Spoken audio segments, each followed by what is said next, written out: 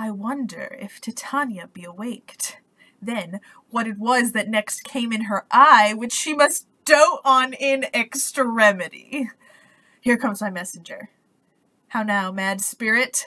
What night rule about this haunted grove? My mistress with a monster is in love.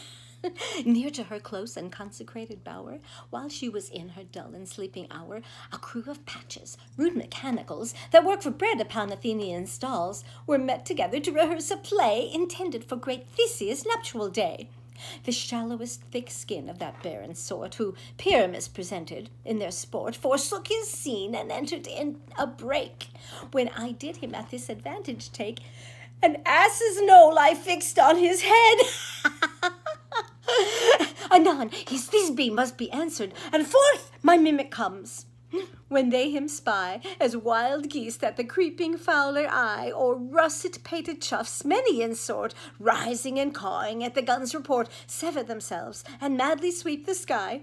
So at his side away his fellows fly, and at our stamp here o'er and o'er one falls, he murder cries, and help from Athens calls. Their sense thus weak, lost with their fears thus strong, make senseless things begin to do them wrong. For briars and thorns at their peril snatch, some sleeves, some hats from yielders all things catch. I led them on in this distracted fear, and left sweet Pyramus translated there, when in that moment so it came to pass. Titania waked, and straightway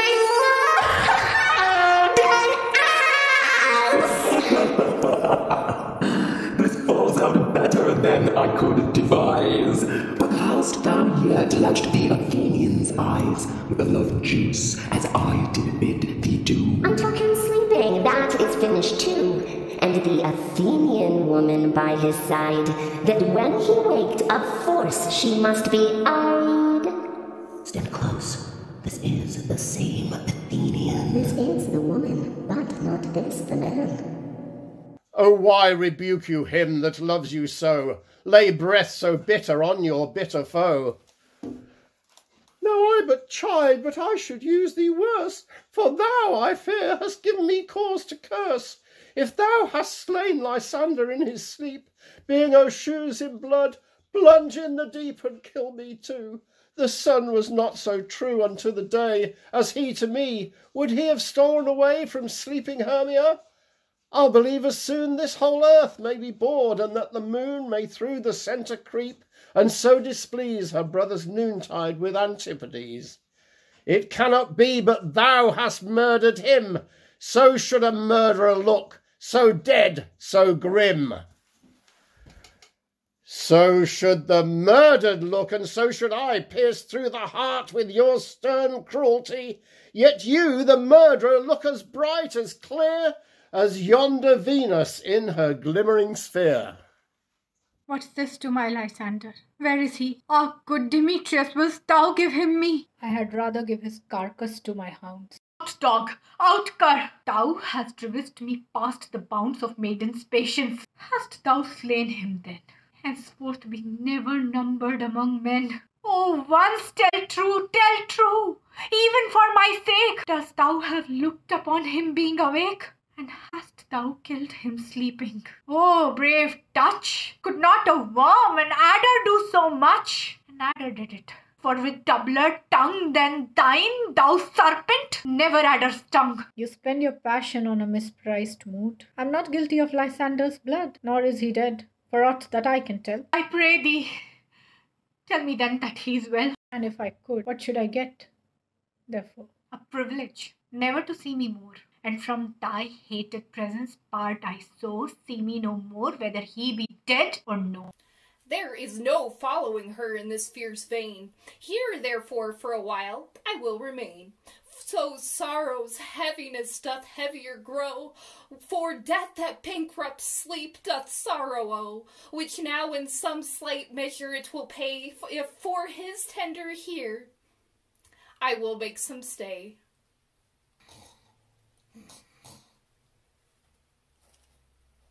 Ah, what hast thou done? Thou hast mistaken quite, and laid the love juice on some true love sight. Of thy misprison must perforce ensue some true love turned, and not a false turn true. Then fate overrules that one man holding troth, a million fail, confounding oath on oath. About the wood go swifter than the wind, and Helen of Athens look thou find, all fancy sick he is, and pale of cheer, with sighs of love that cost the true blood dear. By some illusion see thou bring her here, I'll charm his eyes against she do appear. I go, oh, look how I go, swifter than arrow from the Tartar's bow. Flower of this purple dye, hit with Cupid's archery, sink an apple of his eye. When his love he doth espy, let her shine as gloriously as the Venus of the sky. When thou wakest, if she be by, beg of her for remedy. Captain of our fairy band, Helena is here at hand, and the youth mistook by me, pleading for a lover's fee. Shall we their fond pageant see? Lord, what fools these mortals be! Stand aside. The noise they make will cause Demetrius to awake. Then must two at once woo one. That must needs be sport alone. And those things do best please me that befall preposterously. Why should you think that I should woo in scorn? Scorn and derision never came in tears. Look, when I vow, I weep, and vows so born in their nativity, all truth appears. How can these things in me seem scorn to you, bearing the badge of faith to prove them true? You do advance your cunning more and more. When truth kills truth, devilish surely fray. These vows are Hermia's. Will you give her o'er? Weigh oath with oath, and you will nothing weigh your vows to her and me, put in two scales, will even weigh. And both as light as tails. I had no judgment when to her I swore, nor none in my mind now you give her o'er. Demetrius loves her, and he loves not you. Helen, goddess, nymph, perfect, divine, to what my love shall I compare thine eye? Crystal is muddy. Oh, how ripe and show thy lips, those kissing cherries tempting grow. That pure congealed white high Taurus snow, fanned with the eastern wind, turns to a crow when thou holdst up thy hand. Oh, let me kiss this princess of pure white, this seal of bliss.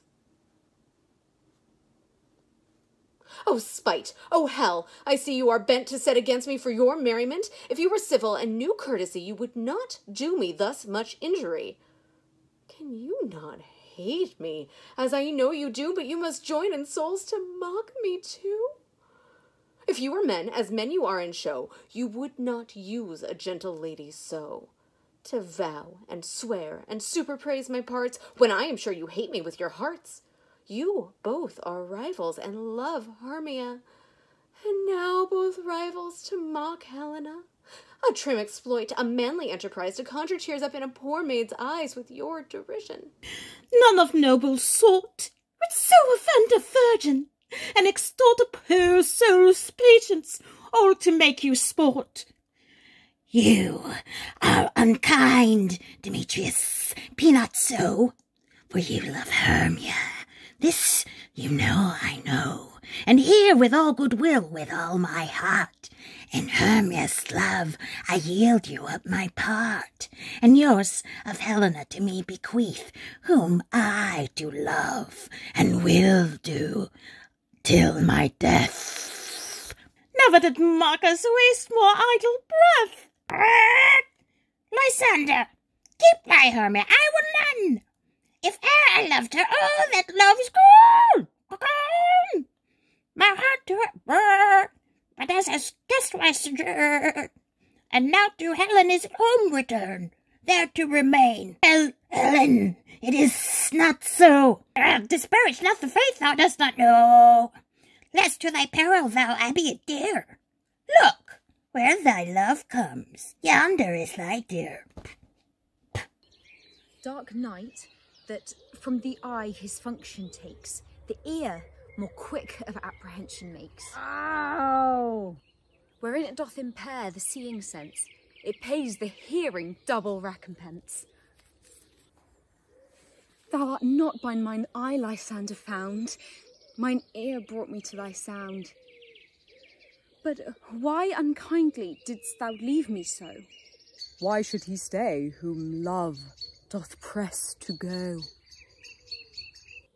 What love could press Lysander from my side? Lysander's love would not let him bide. Fair Helena, who more engilds the night than all you fiery O's and eyes of light. Why seek'st thou me? Could not this make thee know?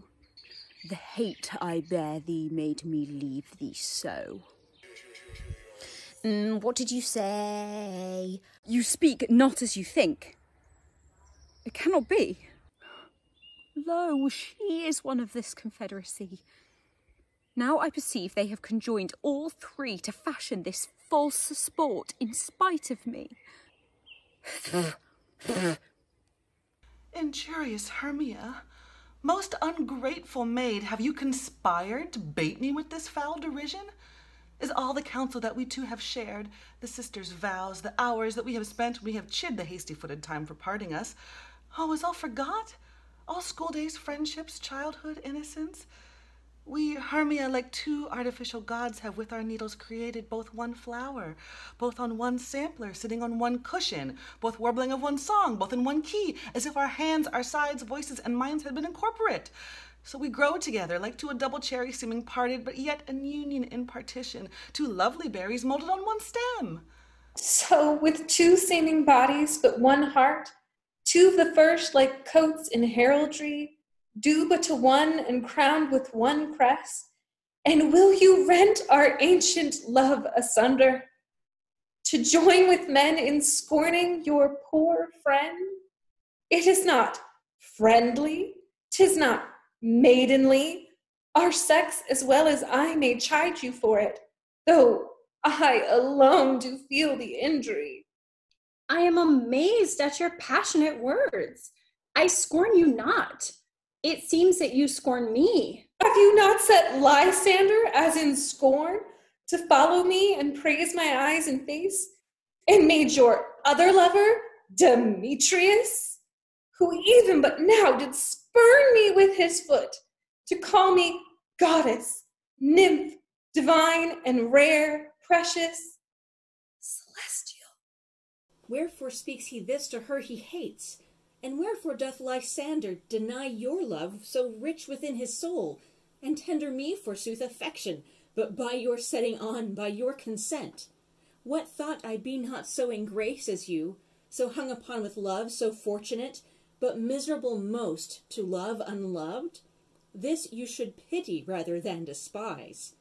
I understand not what you mean by this.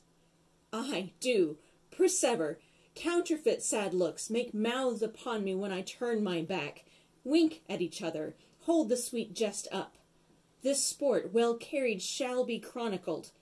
If you have any pity, grace, or manners, you would not make me such an argument. But fare ye well. 'Tis partly my own fault, which death or absence soon shall remedy. Stay, gentle Helena. Hear my excuse. My love, my life, my soul, fair Helena. Oh, excellent. Sweet, do not scorn her so. If she cannot entreat, I can compel. Thou canst compel no more than she entreat. Thy threats have no more strength than her weak prayers. Helen, I love thee. By my life, it's true. I swear by that which I will lose for thee to prove him false that says I love thee not. I say I love thee more than he can do. If thou say so, withdraw and prove it too. Quick. Come. Lysander, where do tends all this? Away, you Ethiop. No. He would seem to break loose. Take on as you would follow. But yet come not. You're a tame man. Go, hang off, thou cat, thou burr, vile thing let loose, or I will shake thee from me like a serpent. Why have you grown so rude? What change is this? Sweet love, thy love, Out, Tommy Tartar, out! Out, loathed medicine, hated potion, hence!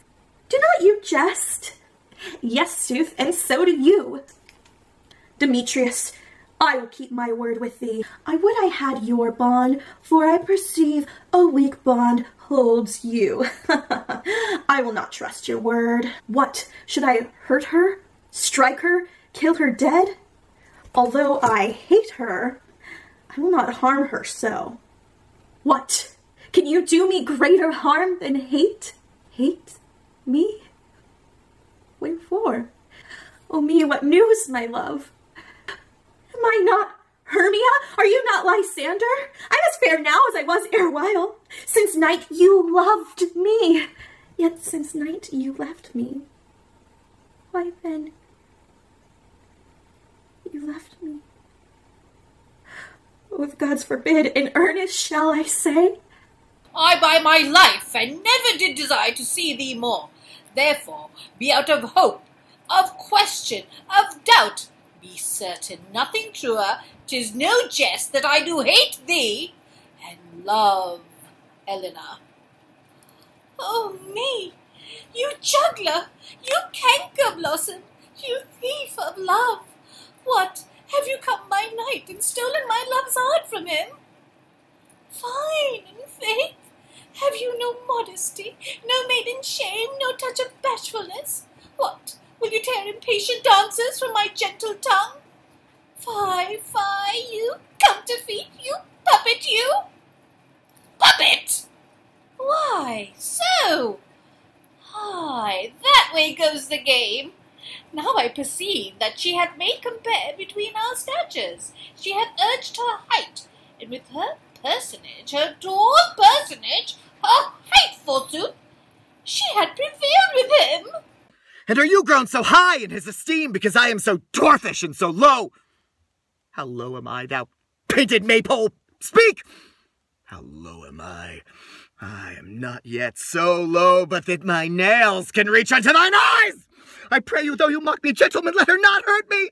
I was never cursed, I have no gift at all in shrewishness. I am a right maid for my cowardice. Let her not strike me. You may perhaps think because she is something lower than myself that I can match her. Lower! Hark! Again! Good Hermia, do not be so bitter with me. I evermore did love you, Hermia. Did ever keep your counsels, never wronged you. Save that in love unto Demetrius I told him of your stealth into this wood. He followed you. For love I'd follow him, but hath chid me hints and threatened me to strike me, spurn me, nay, kill me too. And now so will you let me quiet go? To Athens I will bear my folly back and follow you no further. Let me go. You see how simple and how fond I am. Why, get you gone. Who is that hinders you? A foolish heart that I leave here behind. What? With Lysander? With Demetrius. Be not afraid, she shall not harm thee, Helena. No, sir, shall not, though you take her part. Oh, when she's angry, she is keen and shrewd. She was a vixen when she went to school, and though she be but little, she is fierce. Again, nothing but low and little. Why will you suffer her to flout me thus? Let me come to her. Get ye gone, you dwarf, you minimus of hindering knotgrass maid, you bead, you acorn. You are too officious on her behalf, that scorns your services. Let her alone. Speak not of Helena. Take not her part. For if thou dost intend, never so little show of love to her, thou dost abide it. Now she holds me not. Now follow, if thou darest, to try whose right of thine or mine is most in Helena. Follow, nay, I'll go with thee, cheek by jowl. You, mistress, all this coil is along of you. Nay, go not back. I will not trust you, nor longer stay in your cursed company. Your hands than mine are quicker for a fray. My legs are longer, though, to run away. I am amazed. and know not what to say. This is thy negligence. Still thou mistakest. Or else commit thy knaveries willfully. Believe me, King of Shadows, I mistook. Did you not tell me I should know the man by the Athenian garment he had on? And so far blameless proves my enterprise, that I have anointed an Athenian's eyes. And so far am I glad it did so sort, as this their jangling I esteem a sport. Thou seest these lovers seek a place to fight. I therefore rob and overcast the night. The starry welkin cover thou anon with drooping fog as black as Acheron, and lead these testy rivals so astray as one come not within another's way. Like to Lysander, sometime frame thy tongue, then stir Demetrius up with bitter wrong, and sometime rail thou thus like Demetrius, and from each other look thou, lead them thus, till o'er their brows death counterfeiting sleep, with leaden legs and batty wings doth creep. Then crush this herb into Lysander's eye, whose liquor hath this virtuous property, to take from thence all error with his might, and make his eyeballs roll with wonted sight. And when they next wake, all this derision shall seem a dream and fruitless vision, and back to Athens shall the lovers wend, with league whose date till death shall never end. Whiles I in this affair do thee employ, I'll to my queen and beg her Indian boy, and then I will her charmed eye release from monsters' view, and all things shall be peace. My fairy lord, this must be done with haste, for night's swift dragons cut the clouds full fast, and yonder shines Aurora's harbinger, at whose approach ghosts wandering here and there troop home to churchyards, damned spirits all, that in crossways and floods have burial, already to their wormy beds are gone.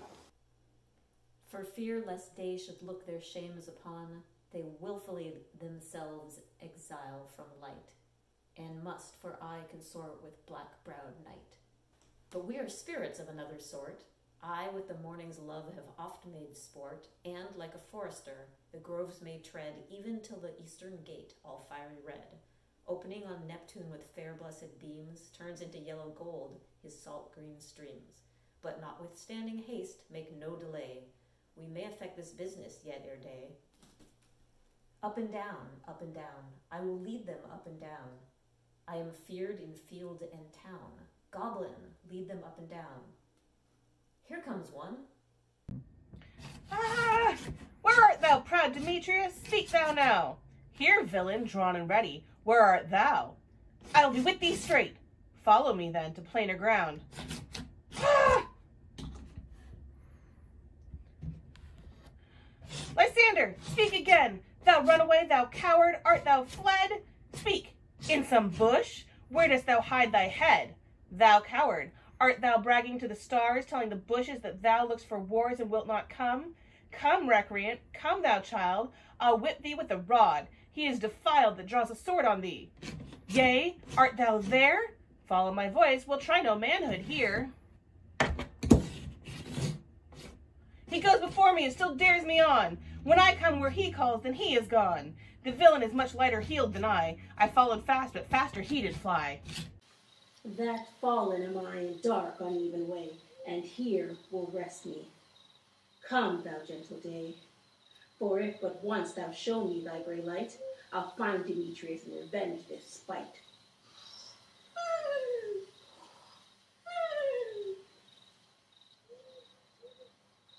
Ho, ho, ho, coward, comest thou not? Abide me if thou darest, for well I wot, thou runnest before me, shifting every place, and darest not stand, nor look me in the face. Where art thou now? Come hither, I am here. Nay, then thou mockest me. Thou shalt buy this dear, if ever I thy face by daylight see. Now go thy way. Faintness constraineth me to measure out my length on this cold bed. By day's approach, look to be visited. O weary night, O long and tedious night, abate thy hour.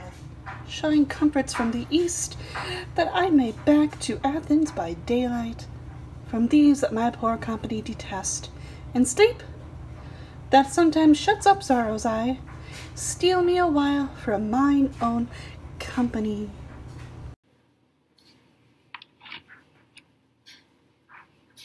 Yet but 3? Come one more. 2 of both kinds make up 4. Here she comes, cursed and sad. Cupid is a knavish lad to make poor females mad. Never so weary, never sowing woe, bedabbled with the dew and torn with briars, I can no further crawl, no further go. My legs can keep no pace with my desires. Here will I rest me till the break of day. Heaven's shield, Lysander, if they meet a fray.